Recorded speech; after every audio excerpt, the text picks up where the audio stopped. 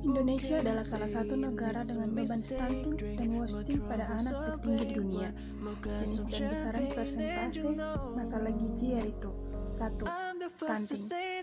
Stunting salah satu gizi kronis yang cukup umum di Indonesia.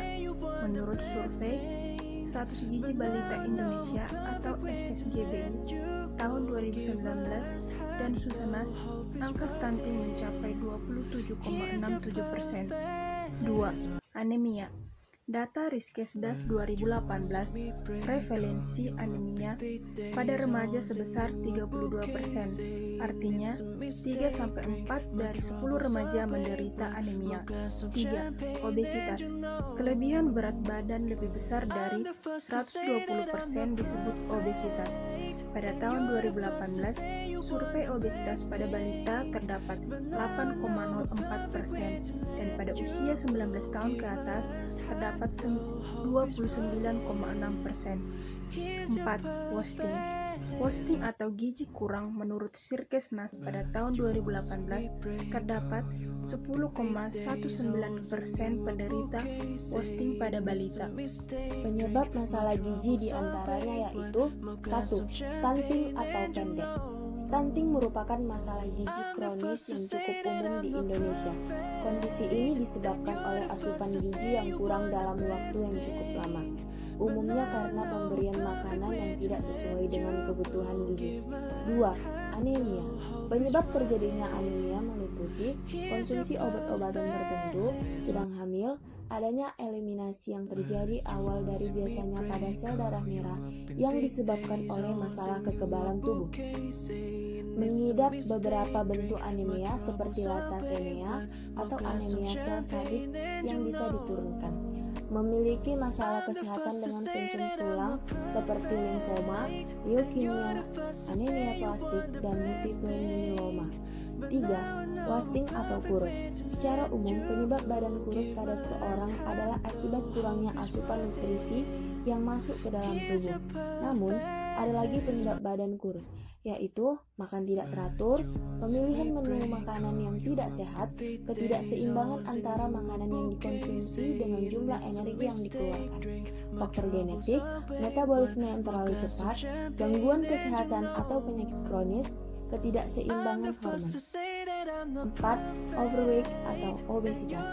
Kondisi ini terjadi saat terdapat kelebihan lemak yang serius pada tubuh, sehingga menimbulkan berbagai gangguan kesehatan. Penyebab gizi yang lebih mendasar yaitu ketidakseimbangan energi dan kalori yang dikonsumsi dengan jumlah yang dikeluarkan.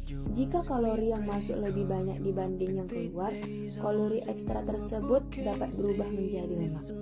Akibat kekurangan zat gizi pada masa pertumbuhan adalah seseorang tidak dapat tumbuh dengan optimal dan pertumbuhan otot akan terhambat. Kekurangan zat gizi sebagai sumber tenaga dapat menyebabkan kekurangan tenaga untuk bergerak, bekerja, dan melakukan aktivitas fisik. Protein berguna dalam pembentukan antibodi. Masalah gizi yang mengancam kesehatan di Indonesia yaitu stunting atau pendek, wasting atau kurus, overweight atau obesitas, dan anemia atau kekurangan darah merah.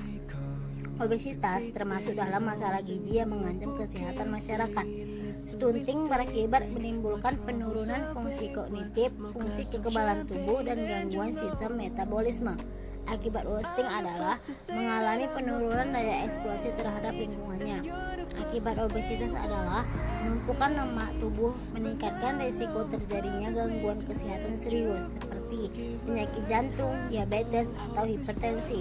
Akibat anemia berisiko menyebabkan beberapa komplikasi serius seperti kesulitan melakukan aktivitas akibat kelelahan, masalah pada jantung seperti gangguan irama jantung dan gagal jantung, gangguan pada paru-paru misalnya hipertensi pulmonal. Model timbulnya masalah gizi.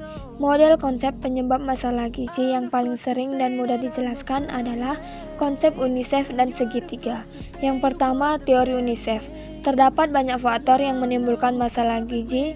Konsep yang dikembangkan oleh UNICEF pada tahun 1990 bahwa masalah gizi disebabkan oleh dua faktor utama, yaitu langsung dan tidak langsung. Faktor langsung yang menimbulkan masalah gizi yaitu kurangnya asupan makanan dan penyakit yang diderita.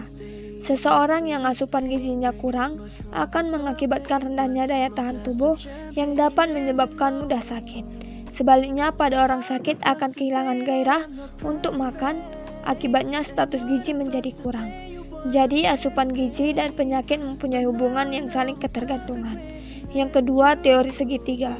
Penyebab masalah tersebut dari teori UNICEF, juga ada teori lain tentang penyebab timbulnya masalah gizi. Teori tersebut adalah teori tentang hubungan timbal antara faktor penjamu, agen, dan lingkungan. Agar seseorang dalam kondisi status gizi yang baik, maka ketiga faktor ini harus seimbang, tidak boleh terjadi kesenjangan.